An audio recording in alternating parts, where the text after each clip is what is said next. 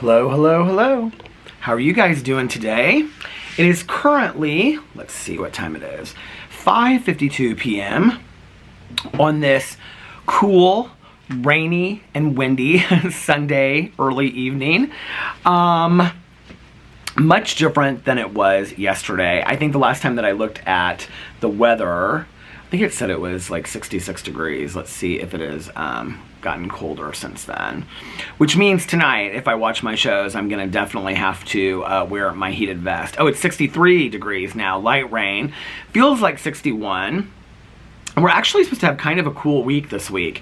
Tomorrow it's supposed to be 71, Tuesday 75, Wednesday 80, and then Thursday 87, so I guess it heats up, and then Friday 89, 84, 84, so I guess it heats up towards the end of the week, but today and tomorrow, not nice. And then tomorrow it's supposed to be partly sunny, cloudy skies early followed by partial clearing, and then Tuesday 75, cloudy with occasional showers for the afternoon, so it's going to be rainy all day on Tuesday. And so yeah, and we just got back from brunch a little while ago, and I filmed an impromptu video for my Peter Monn channel out here that I hadn't planned on making, but just some thoughts that I wanted to share. So I filmed that, and I actually just posted that video. And I'm sitting out here drinking my coffee, which today is blueberry crumble. I'm not like I said, I'm not big on the flavored coffees, but blueberry crumble is one of my favorites. And it was funny because I was talking to Mel about this because I tried earlier today the Torini, the flavored syrup in my coffee. I had my iced coffee when I got up today, and I was drinking it. I put the Torini, I think it's French toast syrup in my coffee, and it was okay. I put like 3 pumps in there because I didn't know how many to put in. And at first when I was drinking it, I told Mel, I said, well, it's not very, it doesn't seem real sweet. And I had even like stirred it up and mixed it up.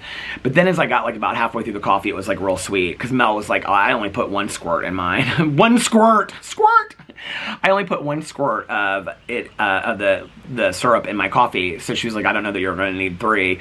And I don't think I need 3. But I also like, as much as I liked it, I was telling her that I've just been drinking my coffee black lately. And I prefer my coffee black. I don't like, even like with this that I get at, Cafe Patachu or whenever I go somewhere else, I typically don't get sugar substitutes and stuff, and I don't put them in my coffee here. So that was the first time that I put something in my coffee recently, I think, to kind of, and she was asking me, she was like, did you use your milk frother? Because I used my milk frother for my TikTok trend, water trend video yesterday. I said, no. I said, I'm more of like, if I drink cream in my coffee, it's usually more in the fall and in the winter. I don't typically do that in the summer. I think last summer I might have, because that was when I really got into like the iced coffee at home and stuff like that, and so I was drinking some cream in my coffee back then. But like this year I haven't really felt that. I kind of go through phases with my coffee. I go through like, I like the flavored coffees, and then I don't like the flavored coffees. It's like I drink too much of it for a while, and then the reason I got the blueberry crumble is because it's my favorite. It's even kind of a little bit too much for me today, honestly. And then the only other alternatives they have are just like the Patachu blend, which is not my favorite, just like the basic Patachu blend. They have like regular, so like when you go there, they have like their own little coffee stand where you go up and get your own coffee, and they have cups and stuff like that. And so they have the Patachu blend decaf, and then they have the flavored coffee for whatever day it is. And today they have blueberry crumble, and I was like, oh, that's my favorite, so I'm gonna get it. And then I got it, and I was like, oh, I'm not so much into the flavored coffees recently. I don't know. So anyway, even though I had the French toast syrup in my coffee this morning, I just wanted to try it because I did a video yesterday, and so I put it over by my Keurig.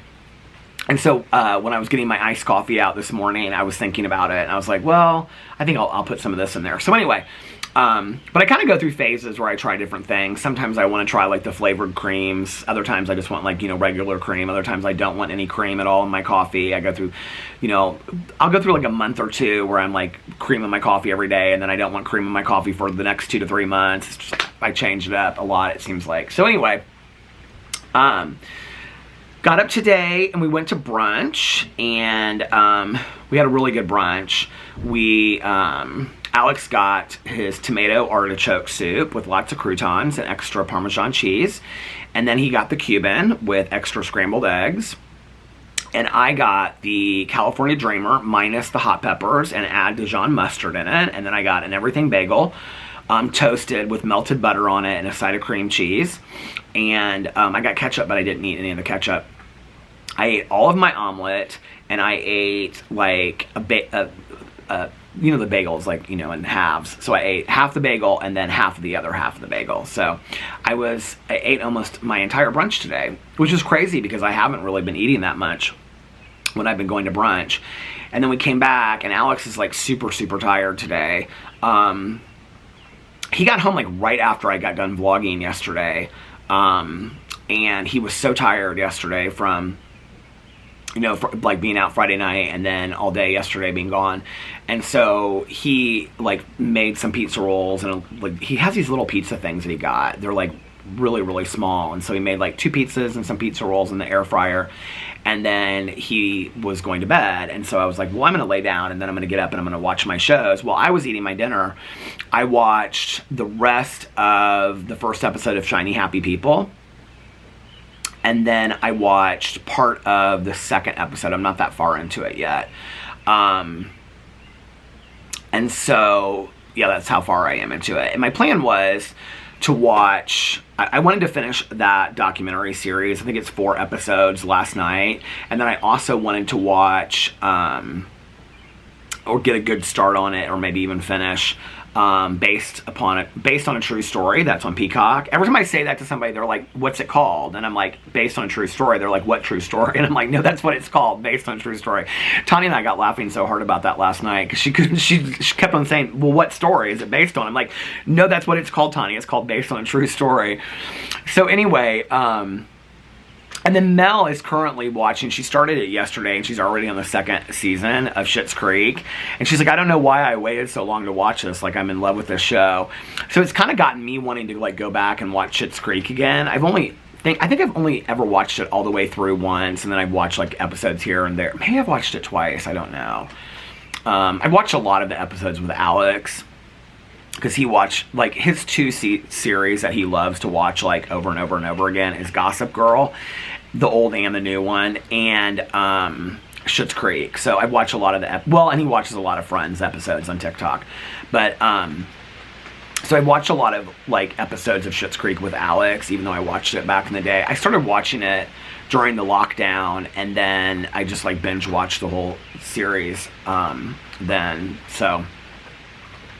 But yeah, so Mel talking about it, because she's been texting me about it and stuff, has kind of gotten me wanting to watch Schitt's Creek again. But I went upstairs and I was laid down at like 9 o'clock to take, you know, a little bit of a nap at 9 o'clock at night.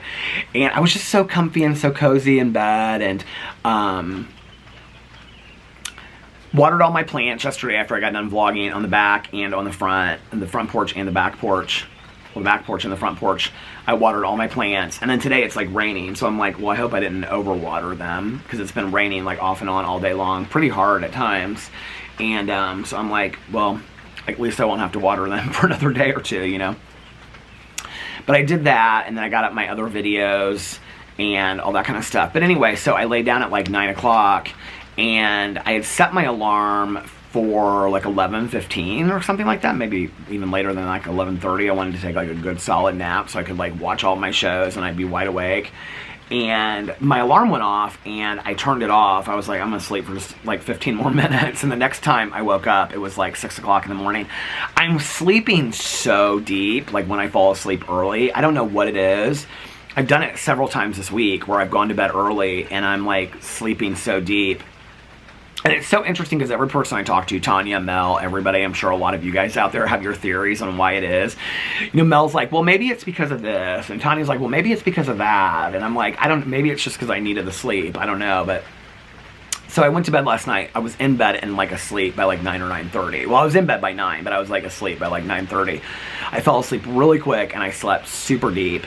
And even when I turned my alarm off, like I fell back asleep like really, really quick. And so the next time that I woke up was like early this morning. And when I wake up that early, I usually like take Boo Radley out, but he was like deep asleep and he didn't want to get up. So I didn't take him out, and I like just like rolled over in bed and I went back to sleep.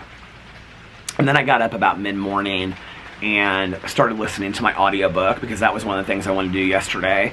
I'm trying to trying to get through this How to Sell a Haunted House by Grady Hendrix, and I do not love this book at all. I don't know what it is about it. It's like, first of all, it's really, really slow. And when you only listen to 15 or 20 minutes at a time, it like makes it even slower. It's just, and it's really interesting whenever I talk about it in videos, because like I said this the other day, like I get a lot of mixed responses from it. Like some people, like I was talking to Nikki, who's in the book club, and I was like asking her about something to do with the book. And she said, honestly, you should probably just DNF it, which means do not finish it. She's like, because you just really don't enjoy it and whatever. And she's like, I should have done the same thing because she didn't like the book. And I said, well, I'm like so far into it at this point. Like I'm like 4 hours into it at this point. I was like 3 hours into it. But I said, you know, I only have so much left of it. I should, like 2 hours or something. Like I need to just like finish it at this point, right? And she's like, oh no, I'm the same way that you are. Like I have a really hard time DNFing books. I've talked about that for years on BookTube. Like once I start a book, whether I'm physically reading it or whether I'm listening to it on Audible, like I have a really hard time like DNFing a book, like not finishing a book. So my goal is to listen to like another hour of it today while I'm just like sitting out here. Alex is upstairs. He's taking a nap right now. Well, he was looking at TikToks and then he was going to take a nap. So, yeah, so he's relaxing, and we didn't end up watching RuPaul's Drag Race last night, so we might watch it today. I don't know. Do you guys hear like the wind and the rain and stuff? It feels very fallish. It doesn't feel like spring, summer rain outside. It feels like fallish. It's like cool, and it's like a drizzle. It's not like a summer rain. It feels like a drizzle, and it looks like a drizzle. So anyway, yeah, but that's about it. So I didn't get to watch any of my shows last night. So that is my plan, to watch my shows tonight. I don't know if I'll lay down and take a nap. Because I keep on falling asleep and sleeping through the night, I'm like, I don't know that I want to do that again. You know what I mean? Like I do want to watch these shows and catch up with them. And now I have that Based on True Story. I have the Duggar show that I want to finish watching. Because so many people are like, it's really about the religion, it's not really about the Duggar family. And so, like, I'm just kind of, the second episode is where it starts getting in and talking about the religion. I think it's called the IBLP. And so, that part is fascinating to me because I really know nothing about it. And they also mention, like, Welcome to Plathville a lot in there, which was the family that started a show a couple years ago. And I used to watch that show. They talked about how TLC started like all of these like religious shows that were basically out of kind of like the same, I don't know if they were part of the IBLP, but they like show like part of their show and stuff like that in it. So, but I'm interested in like the religious concepts of this and like how all these people were affected by it. So I do want to get into watching more of that. So anyway, yeah, but I'm like just at the second episode of it. I ate my dinner last night while I was watching that, and yeah, so hopefully finish another hour of the audiobook today, so that then I'll be almost done with it, and then watch some of my shows tonight, and then just relax. And I don't really know what I'm gonna do tomorrow. Make videos and clean up. I've got to finish my closet.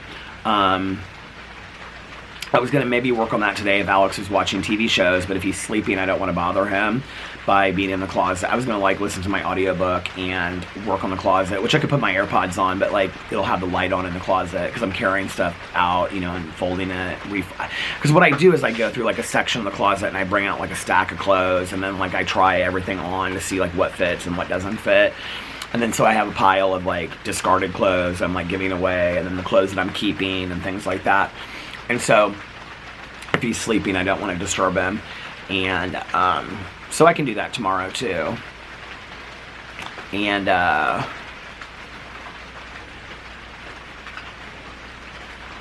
as much as it's cold and kind of nasty outside, when you're sitting up here, unless the wind is, like, really heavy in this direction, and it's raining super hard, which right now it's actually raining kind of hard, but unless the wind is in this direction, it doesn't really come up here on the porch, so I don't really get hit with it a lot. I think like only once this spring and summer, there was one Saturday night where it rained like super hard, like torrential downpours, and the wind was really strong, and like the next day I came out, who's messaging me? The next day that I came out, and my the cushions for the chairs were completely soaked. So other than that, it doesn't usually affect the porch, and so I can sit out here, I can still watch shows and stuff. And I will say, just sitting here and listening to it, look, if I'm listening to my audiobook, you know, it's pretty serene and it's pretty peaceful. I also like to lay in bed, like if I'm like cozy and calm, you know, and peaceful and serene and whatever, I like to like lay in bed and listen to my audiobook with my AirPods in if I'm not going to fall asleep. That's what I did with the last book that when I was listening to that Simone St. James book, and some of the True Crime Book Club's books, that's what I did. I would just like lay in bed and just like listen to like a half an hour, 45 minutes of it before I went to sleep. Sometimes that helped, but not very often do I do that, because even then that kind of like gets my mind going and keeps me up and stuff like that. So, and I don't typically do that, like, well, maybe I did like once or twice before I went to sleep, but I try to do it like only like when I'm going to take a nap, like not when I'm going to go to sleep for the night. But I think maybe I did, I don't remember. Anyway, so those are my goals for the day, to listen to my audiobook and to get caught up on my shows. I also want to watch that Playing Card Killer on Netflix or something. Somebody said that they had watched it, or maybe a couple people did. So I've got like 2 or 3 shows that I want to watch, which I need to get back to watching Fear the Walking Dead. Like I've mentioned that a million times on here, and I still haven't gone back to watching it. Little update for all of you, since so many people were so nice to say kind things about Tanya. Tanya's feeling much better. She's been icing her knee a lot, and that's been like really helping her, and she's been taking a lot of like relaxation time and resting and whatever. She didn't work a whole lot yesterday, so she did, but she like took breaks a lot throughout the day and rested her leg and put her leg up and whatever.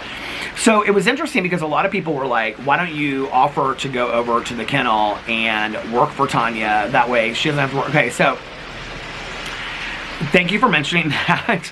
I have mentioned to Tanya many times through the years that I am more than willing to come and scoop poop, or, you know, help her walk dogs, or do whatever she needs me to do at the kennel. The thing is that the kennel is a business where she has, you know, hired employees that work for her, and it's not like people can just come in there and like as volunteers. Like there's a procedure that you have to go through to even be like a volunteer to work there and things like that. So it's not like I can just show up and you know what I mean, like be like, okay, I'm here to like, you know, help out for the day or whatever. And she has other people that work for her. I mean, she has a staff of people that work for her. But whenever I mentioned to her, like, you know, like, oh, I'll come over there and I'll help you and whatever, she's like, no. She's like, I appreciate it, but I don't need you and whatever. So I'm like, okay. So, but there are other things, you know, that I can do for Tanya, and like I mentioned and whatever.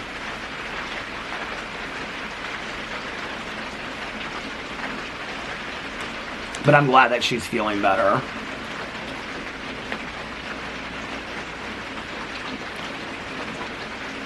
The rain is like really coming down. Well, we needed it for our grass, because our grass was like, I mean, it was so dry, it was almost brittle.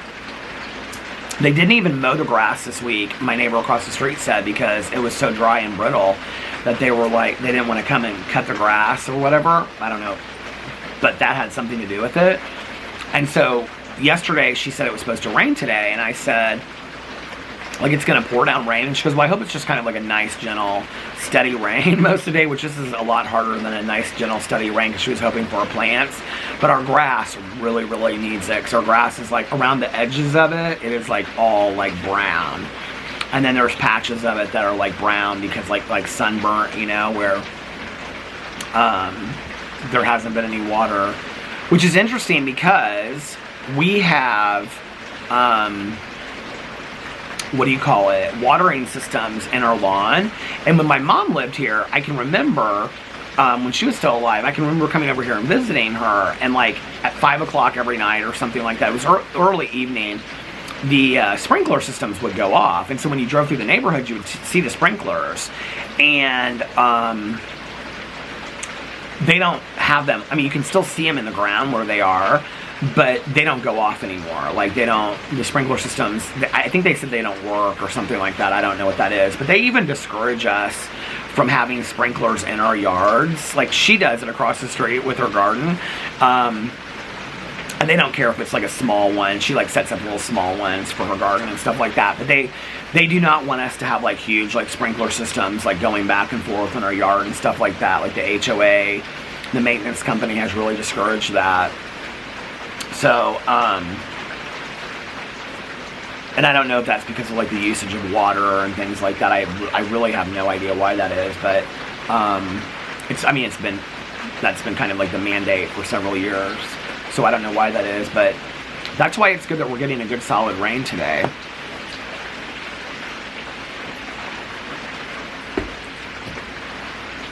Yeah, I need to finish this book because there are like so many. Look at my hair today. Oh my God. Peter Monn, that is a hair don't. I'm so excited to start reading some of these other books. And I'm so not excited to read this book. And it's so weird because Grady Hendrix is like a writer that I really love, like everything that he's ever written. And this is like the first thing. Let me pull you guys in a little bit closer. It is actually coming up here a little bit. I can feel it now. This is like the first book of his that I've read. Yeah, you can see it's coming up on the cement. This is actually like the first book of his that I really haven't loved. And I'm just really not that interested in reading whatsoever. It's not really like, his books are typically kind of scary to me, and the character development is really interesting, and it's really just about this brother and sister, and these puppets that their mom had. And the thing that's interesting is, so I follow Grady Hendrix on Twitter, and he posts a lot about like horror novels from like the 50s, 60s, 70s, and a lot of them are these kind of books, like books about like dolls coming to life and things like that. Well, I should say in the last year he has posted a lot about these kind of things, and so I kind of knew that that was the direction this book was going to go in. But I thought it would still be done in kind of like an interesting way. I mean, his writing is fantastic. I mean, there's no denying that. Even the writing in this book, even though I don't love this book, like the writing is so fantastically done, and the storytelling is so fantastically done. But it's just not a topic that I'm really that interested in. And I don't know. It's just his brother and sister, and they're in their parents' house that they're trying to sell because their parents have passed away. And so it's just them in this house all the time, kind of like reliving old memories, which you would think is something that I would love, but it's just not. It's just, I don't know. It's just kind of boring to me. So anyway, should we read some comments?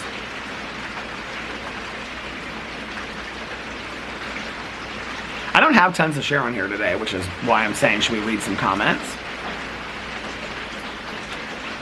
Bum, bum, bum, bum, bum, bum.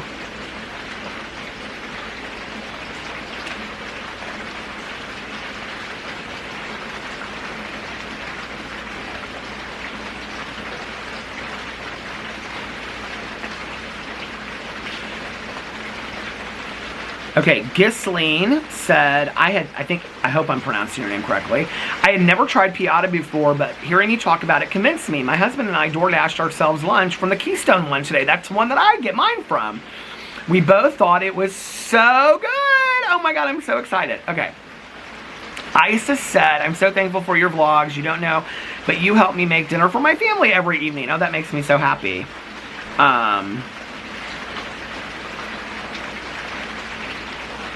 Lynette said, now that you're drinking Diet Coke in your videos, we may have to call those Dr. Coke Chronicles, LOL.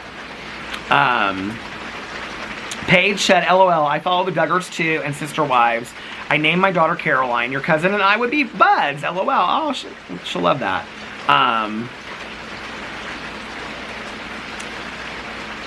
CJ said, I love all your stories. I don't have many people I talk to right now, so these vlogs are so nice. Oh, thank you. I'm sorry you don't have a lot of people in your life to talk to. She said, so these vlogs are so nice and calming and feel like a nice conversation to listen to. Your vlogs just make me feel a lot better. Oh, and I really appreciate that, she said. Thank you so much. Sandy said, I bought the Sleepy Time tea. Thank you for all that had mentioned it to Peter. It's helping fall asleep quicker, which has been wonderful. The Sleepy Time tea, I have to tell you, has helped me more than anything else. And I don't know, like maybe the other night I took melatonin and it really helped me fall asleep. But then it's like one day it helps and the next day it doesn't. I don't know what that's about. And I'm kind of wondering if me taking the melatonin isn't why I've been sleeping so deep lately, even though that's not when I'm taking it. Just one theory. I don't know. I have no idea. Michelle put blue hearts. Tanya said, not my Tanya, but a different Tanya. I like your stories because they remind me of my childhood sometimes. You talking about the lemonade stand reminded me that me and my sister used to do the same thing, and I had totally forgotten about that until now. And she put a little lemon, which I love. Frankie said, I love hearing about your past. Oh, thank you. HM Shack put pink flamingos for my neighbor across the street who has pink flamingos. Linda said, oh my God, Peter, I love True Blood too. Alexander Skarsgård, fire. I know I will get crap for it, but I also like the Vampire Diaries, LOL. I think Alex watched the Vampire Diaries. Alex won't watch anything to do with zombies. He's terrified of zombies. So when Alex grew up and was like a little kid in Venezuela, a lot of like the urban legends or the stories that they would tell had a lot to do with like zombies or people coming back from the dead. And so to this day, it's like the one thing, it's kind of like me with sharks. It's like the one thing that he's like really, really scared of. Like if he were on video, he'd be like, well, I'm not scared of zombies. But he won't watch anything to do with zombies. Like he won't watch Walking Dead, anything, like any movie with to do with zombies. He won't watch any of that.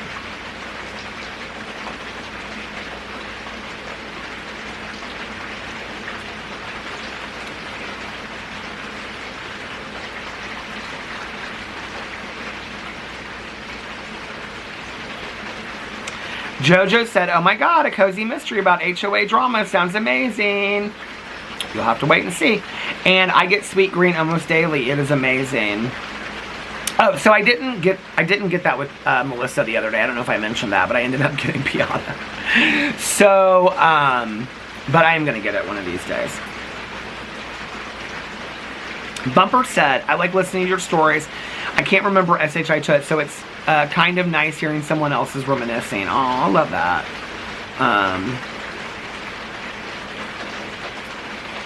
Rose said this is the best, most supportive community. I agree. I like it. Oh, hey, it's Bree. She put a quote that I said. Well, you were a vampire at Perkins. What happened? I cackled. I swear every time or every vlog you say something that takes me out. Tabitha said, poor Tanya, I'm saying a prayer for her. I hope you keep us updated on how she's doing. Oh, thank you so much. Diana put blue hearts and smiley faces. Michelle put blue hearts. Lana put blue hearts. Mary Ellen said, I mentioned it before, and it may be that you've watched the trailer and decided it's not for you, but I feel like Jury Duty would be something you and Alex would enjoy together. P.S. I love your stories. Please keep sharing. Okay, so a lot of people have recommended Jury Duty to me, like on the vlog and off the vlog, and here, I'm going to go, and I'm actually going to put it on my TV shows I'm watching. It's number 10. And then I will watch an episode of it, and I will come back and let you guys know what I think about that. Because so many people have mentioned that to me. Okay. Kelly said, hi, Peter. I enjoy hearing the stories from your teenage years and from when you were a kid. Love your lemonade stand. On my block, some kids weren't as friendly, and there once was dueling lemonade stands. Oh, the drama. Love you. Oh, my God. I love that so much. GSL Makeup said, ginger ale is my go-to drink. Elizabeth put blue hearts. A GSL Makeup said, my auntie, rest her soul, my Lord, had the most amazing memories. She could remember what color shoes people were wearing at some wedding in the 70s and the exact date. And you know what's so funny is, like, my memory is not as great today as it was even 2 to 3 years ago, but I still have very distinct memories about certain things. And when I say it, people are like, how do you remember that? And other people are like, you're making that up, blah, blah, blah, blah. Like, people, it's gonna stop, hold on. I can't believe it stopped. But like, there are people in my vlog that are like, you're making that up, you don't remember that. No, I really do, like, have like distinct memories about specific things. And I don't know why, like, some things more than others I have distinct memories about, but it's crazy how your memory works, you know?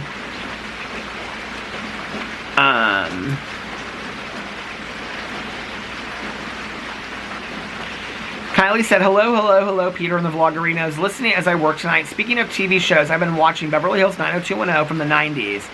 It's frustrating because so many episodes are unavailable on streaming for some reason, including the finale, so I'm going to try to find them elsewhere. It's on Paramount Plus.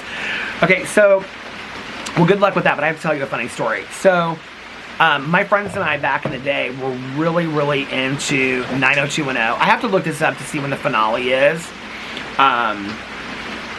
Hold on a second. 90210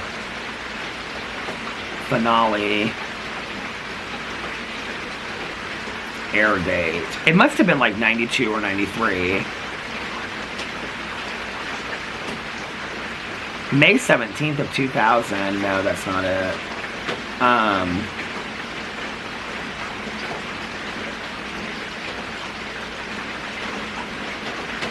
I'm talking about the original 90210.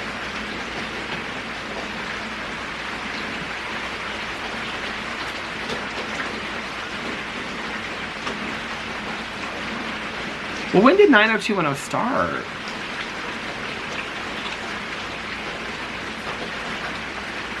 It says it was in 2000, but that can't be right.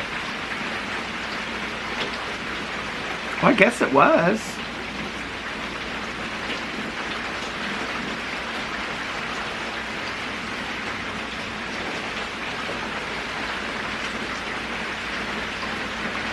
Well, maybe it was a season finale then. What year did it start?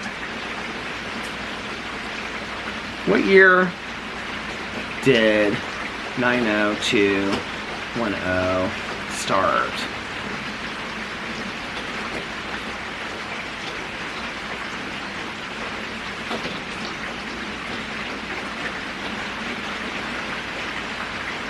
In 2008. No.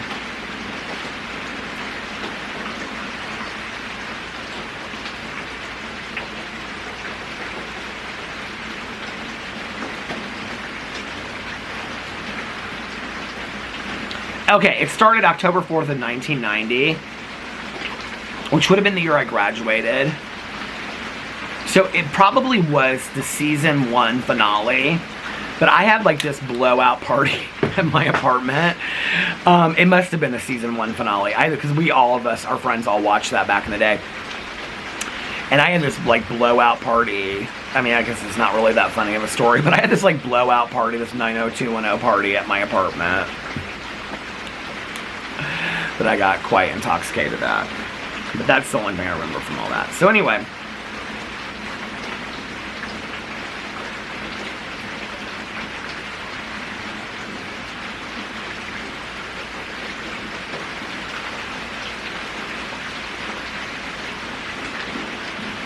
Brian said, hey Peter, I'm a little behind on your vlogs, but I'm catching up. Question.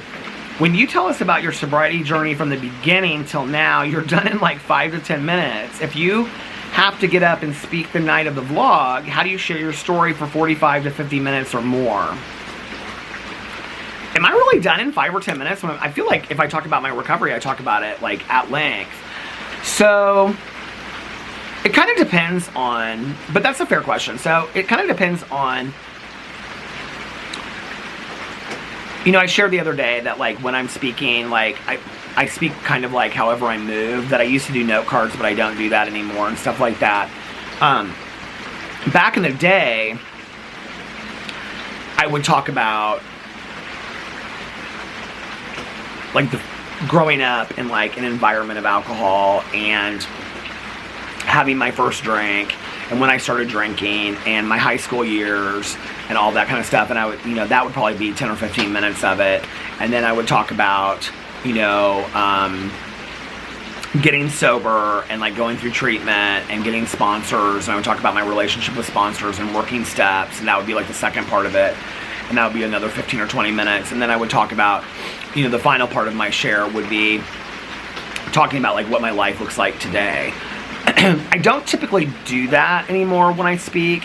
When I speak, or the last couple times I've spoken, I usually share like where I'm at today and like what's going on with me today. I don't typically take it all the way back to 94 when I got sober, or, you know, 12 years old when I started using and things like that. I typically don't go back that far.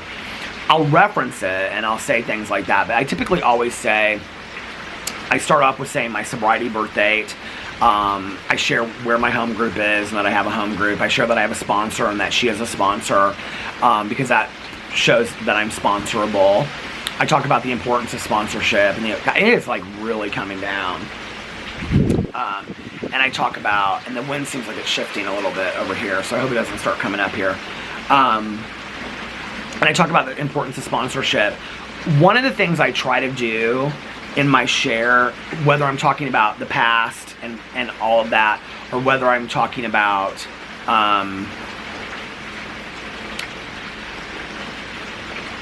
just where I'm at that day, is I try to share my story through the steps. So like I'll talk about step 1, and then I'll talk about step 2, and then I'll talk about step 3.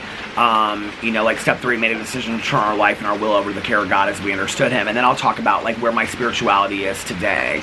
If I'm talking about the past, I'll talk about like what that journey was like for me in turning my will over and like discovering what my higher power was. And I'll talk about that briefly. And then I'll talk about doing like a 4-step.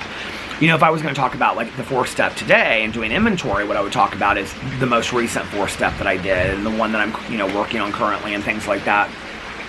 And then working on character defects and doing the opposite. And then I would talk about like making amends, and I would share some examples of amends that I've made, and how they've affected me personally. And then I would talk about, you know, 10-step daily inventory, and 11-step, you know, conscious contact with your higher power, and 12-step, you know, having had a spiritual awakening as a result of these steps, you know, and carrying this message to other alcoholics and addicts. I would like share like how that is in my life today. So 10, 11, and 12 would be kind of like where my life is today. That's what I typically do when I share my story today. I share a lot of personal stories. I share quotes of things. I've shared Avicii quotes from songs before. There's what's the quote? I don't know it by heart. Hold on a second.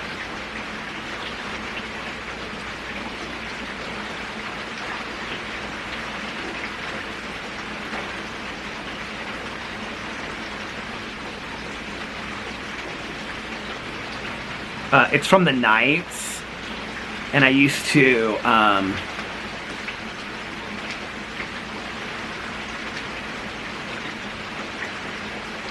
so I used to end my share with a quote from this song, because I love this song so much, and I would talk about my dad and our relationship and how he set boundaries and limits for me, and, you know, all that kind of stuff. And that was like what had really helped me get sober.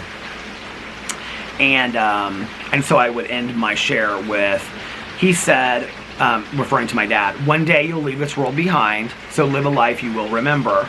My father told me when I was just a child, these are the nights that never die. My father told me, these are the nights that never die. My father told me." And the reason I share that quote is because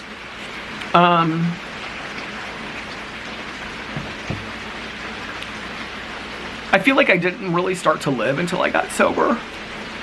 And that's why I say like I have a life beyond my wildest dreams. Like I don't really feel like I ever really truly understood what living a life was all about, or fully understanding it until I got sober. I feel like I just tried to kind of like mute a lot of my feelings and my emotions of things that had hurt me, and just kind of push them down and act like they didn't happen, you know.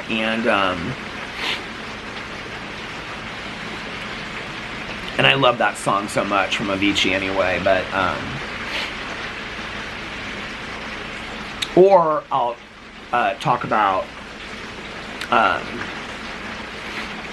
the last paragraph from the basic text on page 164 that talks about trudging the road of happy destiny, because when I got sober on New Year's Eve that year, I had read all these Michael Crichton books, and I was in treatment, and I didn't go to the 12-step dance because I'd asked for my hairstylist to come in and cut my hair. My counselor was like, and no, princess, and since you think you're so special, you can stay back from the dance. So I stayed back from the dance, and I went up to the nurse's station, and I had like finished my last Michael Crichton book. And this was after like the ball had dropped, and then I watched it on TV and stuff. And I asked this guy at the counter, who I ended up like working with later. He was like a nurse tech at the hospital, or the treatment center that I worked at for years, that I went to. And I said to him, do you have anything good to read? And he like threw down the basic text to me, and he goes, yeah, why don't you try this? And I went into the cafeteria, and I made like some sandwiches. They always had like lunch meat out and stuff, and it was like snowing horribly and everything. And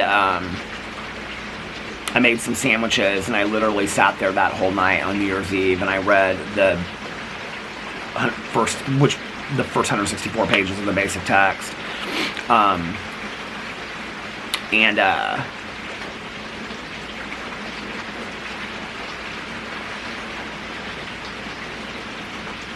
And there's a part that talks about, and we will surely meet some of you along the way as we trudge the road of happy destiny.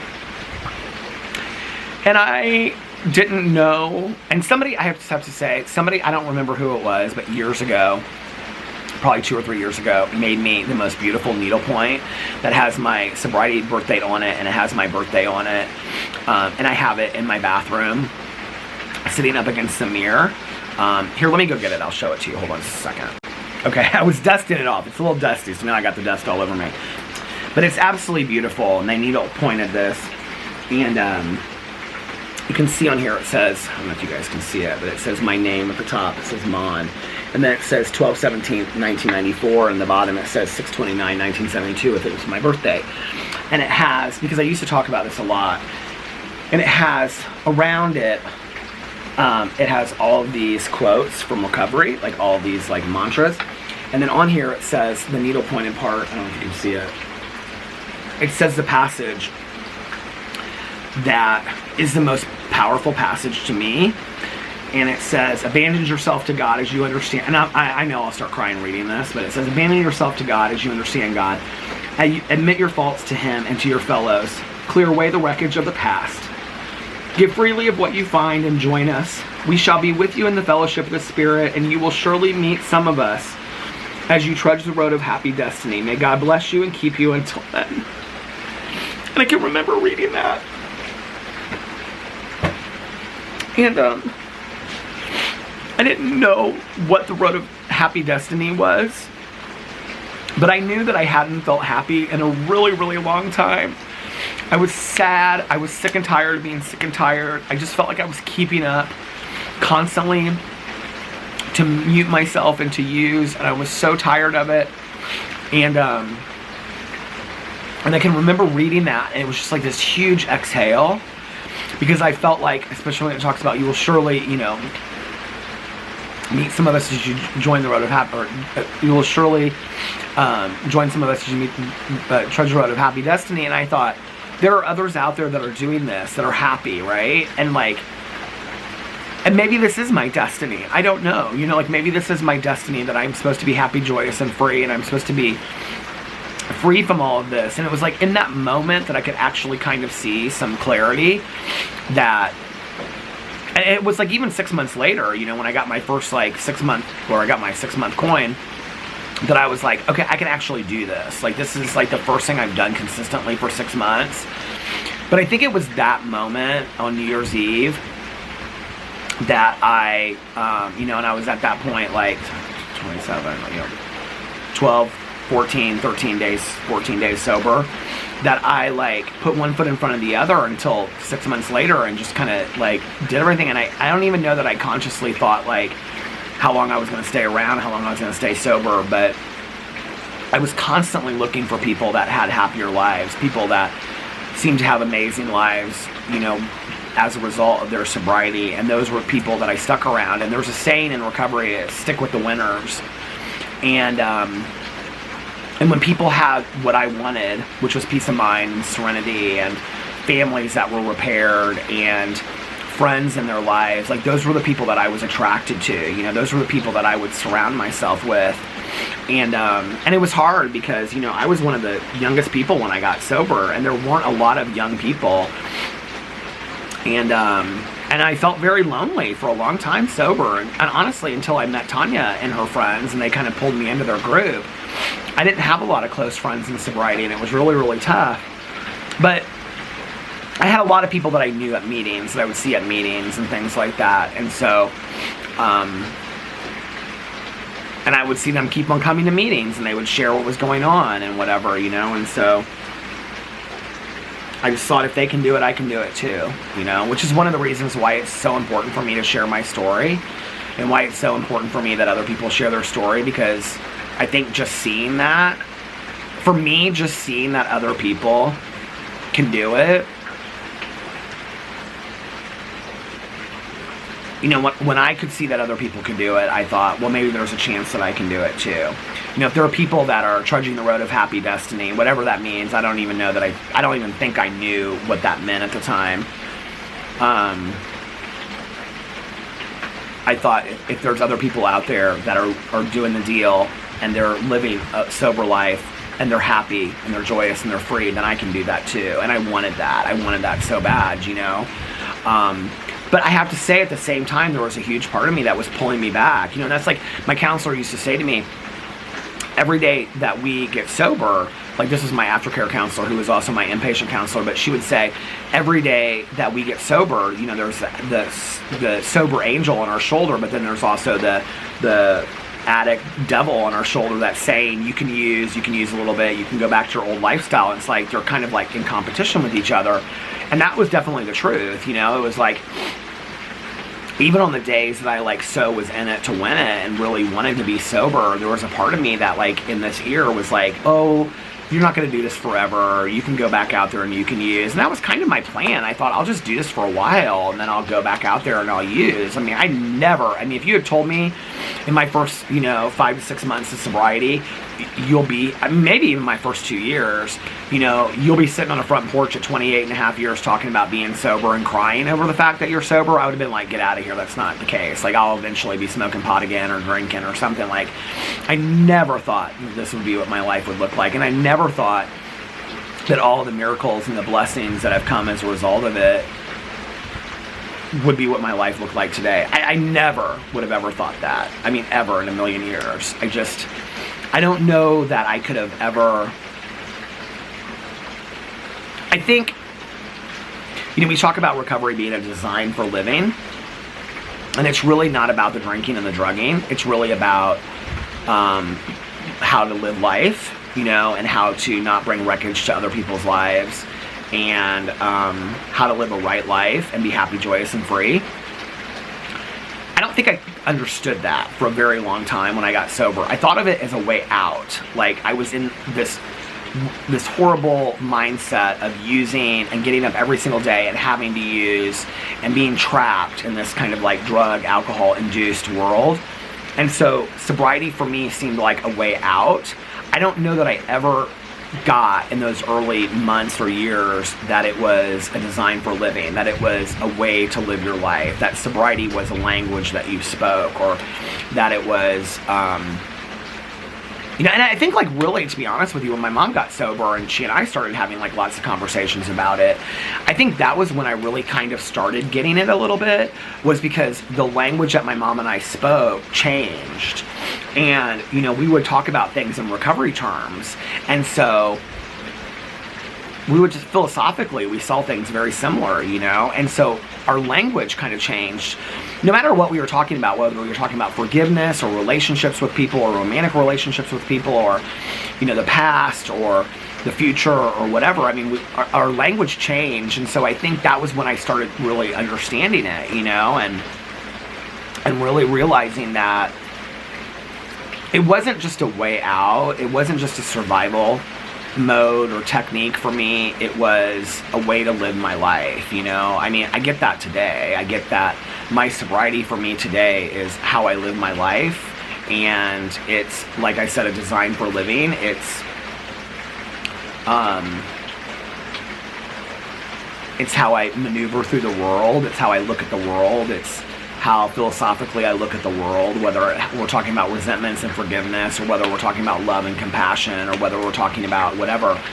It's not so much to me today about the drink or the drug. But it's also important to me that I don't ever forget that it's about the drink or the drug. Because I think for my friends that have gone back out there, and my friends that have started using again, and many of which have died, and many of which are still caught up in the, the trappings of addiction, I think the one thing they did forget was how close they were to the drink or the drug. And I think it's important for me to never forget that, Yes, I've been sober for 28 and a half years, but I don't ever want to forget that I'm that close to it, and it could happen to me overnight, and I could start drinking again, and my life could be right back to where it was yesterday. And that's really important for me, which is important for me to continue to go to meetings and see the newcomer come through the door and remember what it was like out there for me, and never forget that, because it could be about that, it could be about the fact that I'm like this close to a drink. I've gone through some crap in my life where consciously or unconsciously I was probably closer to a drink or a drug than I thought at the time, and I think that's why like people are always like, your sobriety is stronger than you think it is, and you can get through anything, and don't get worried about getting caught up on these painkillers and things like that. Well, that's why I have to be very conscious about it, and I have to talk about it, because I've seen other people that thought that their sobrieties were solid, and they were doing all this kind of stuff, and then it's one thing leads to another, leads to another, leads to another, and it's like, before you know it, you've lost everything you have. And it's like, okay, it literally happens like overnight, and that terrifies me, because everything that I have today in my life is a result of my sobriety, whether it's my marriage and my relationship with my husband, to my dog, to you guys, to my YouTube channels. I mean, let's just be for real. If I'm drinking and I'm drugging, I ain't sitting out here making vlogs on the front porch. It's gonna be the last thing I'm gonna be concerned about, So to my relationships with other people, to my home, to just listening to an audiobook and complaining about, God, I can't get through this. I mean, to all of that, that's going to all go out the window. That's going to all go out the window the second that I start using again, because my focus is going to be about being drunk and high all day long, every day. And so it is about the drink or the drug ultimately. But when you've been sober for a while, and I know I'm sounding very contradictory right now, it's always important to remember that you're just that close to a drink or a drug, but ultimately it's really not about that, That's, like we say, it's but a symptom. But that's where we go back to, and that's where we start from, is with the drink or the drug. And like, if I'm drinking or if I'm drugging, I don't have a chance. I don't, And that's why it's really important for me to be, like very cognizant of where I'm at today. That's where I love the saying, like, where are your feet? To check in on a regular basis, like, where am I at? How am I today? How am I feeling today? And not like stacking stuff up to allow it to affect me, where if I'm in the right situation or at the right time, like a joint, a pill, a drink sounds real good to me, and then that's what I'm leaning on instead of my recovery. And that terrifies me, because I've seen it happen to other people.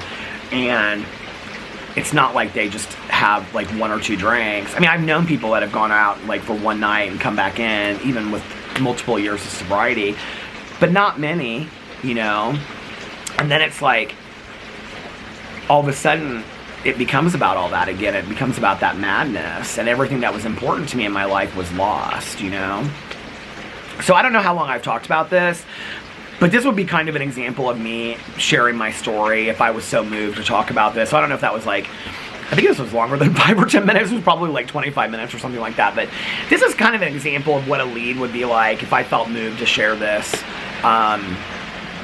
Like if today I was like giving a lead, like, and this was what was on my mind, this is what I would share or something. So Brian, thank you for asking that question.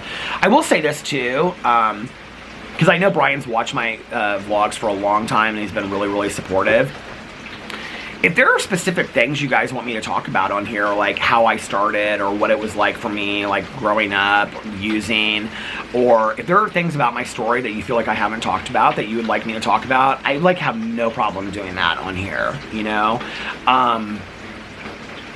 There are some traumatic experiences related to my use of things that happened to me that, I don't know how comfortable I feel sharing on here. I've shared a lot. Depending on the day and time, I may feel comfortable sharing those things, but and it's just a few. It's just a few things that I have kept to myself because they're things I'm still working on in therapy and things like that. But if there are specific things you guys want me to talk about, I have no problem talking about them. And I share it because I want it to help other people. And if there are things that you guys if you want me to do a whole video talking about how I started using whatever, all the way through when I got sober, I can do that. I don't know, to be honest with you, really truly how exciting that would be. I have to also say, this is the thing. And even when I did do shares back in the day or told my story, gave a lead where I would share extensively about what my use history was like I didn't do a lot of it because I have, just between you and me, and this is just my personal opinion. I don't love listening to leads where people tell lengthy drug stories or drug histories where they're talking about, and then there was this time that I was doing this, and there was this time that I was doing that, and this. I feel like in the context of a 12-step meeting, it kind of glamorizes the use a little bit. So I try not to do that when I am sharing my story, because at 28 and a half years sober, me telling some of the stories of things that happened to me when I was using, I'm not talking about the traumatic experiences, I'm talking about the fun times of me using, which there were a lot of fun times because I wouldn't have kept on using if there weren't, I don't want to glamorize it and be like, oh, and this happened and that happened and this was funny and that was whatever. I think to share a couple of those is fine and that's appropriate, but for me, I don't want to give a 50-minute or 45-minute lead where 40 minutes of it is my drug history, and let me tell you about how much fun I had when I was using. Oh, and then I got sober because this, and this happened. That's, for me, I feel like that's not really the pertinent part of my story, if that makes sense. I think the more pertinent part of my story is when alcohol and drugs stopped working for me. The reality is if they still worked for me, I would still be using. And that's just the truth. No matter what the consequences were or are, or were back in the day, if drugs and alcohol still worked for me, I would still be using to this day. And I know that. And I think that's true of many alcoholics and addicts. The reason that I ultimately stopped using was because people were sick and tired of it, which was a huge part of it not working for me, The other part of it was that once I had enough, and this is why I am a believer in treatment programs, halfway houses, things like that. Once I could remove myself from the situation and be away from it long enough, and I started having some peace of mind and serenity, what I realized was I really wasn't happy doing what I was doing. I was very lonely. I was very sad. I was just working so hard to stay high and drunk all the time. It was so much effort just to do that, and it just really wasn't that fun to me. There were a few moments, like they say, there was no giggle left in the bottle. There was a little bit of giggle left in the bottle for me. There were still moments that I was having up till the end that were still fun, but most of it, I would say 90% of the time, was not fun,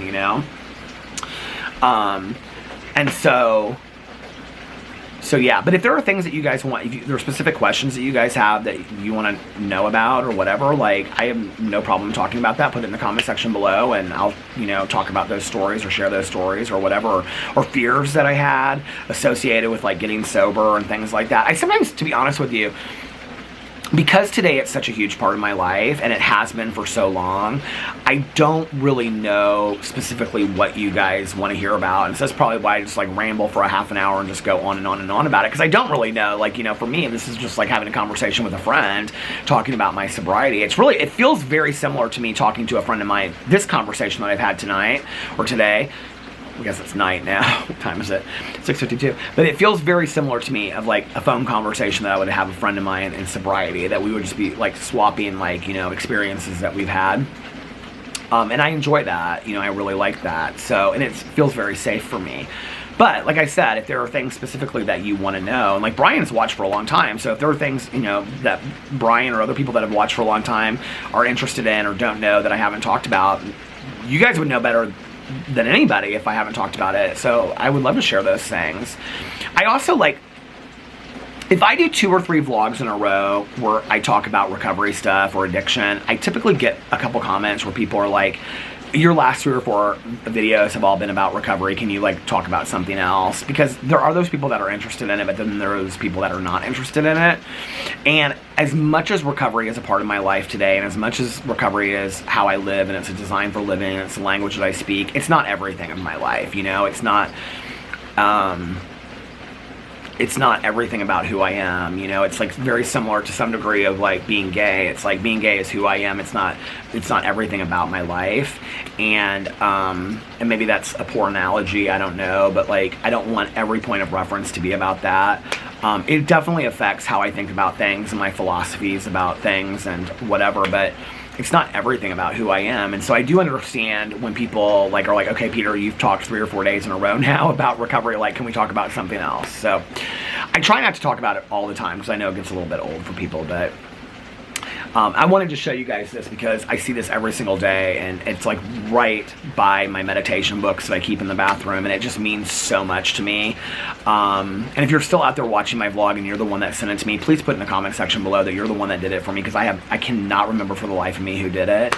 And I'm so thankful for it. It's such a reminder on a daily basis of how I started this journey for me, you know, and like not a day goes by that I don't remember that because of seeing that, and it's just such a cool thing for me. So, and it just all the attention to detail that they put into it is just so cool, you know. I love it. And I love that they included my birth date and my sobriety date for me, because those are probably the 2 most important dates in my life. I mean, in all honesty, they're like my birth and my rebirth, you know. So anyway, all right, so let me know what things you want me to talk about in the comment section below. And I never say that on here typically, but today I'm going to say that. And so thank you, Brian, for your comment. I appreciate it. And I'm going to get off here now, and I'm going to go relax and start getting this vlog up. And I hope that you guys are having a magically amazing Sunday, and that you're getting refreshed, renewed, rejuvenated, and relaxed for the week ahead.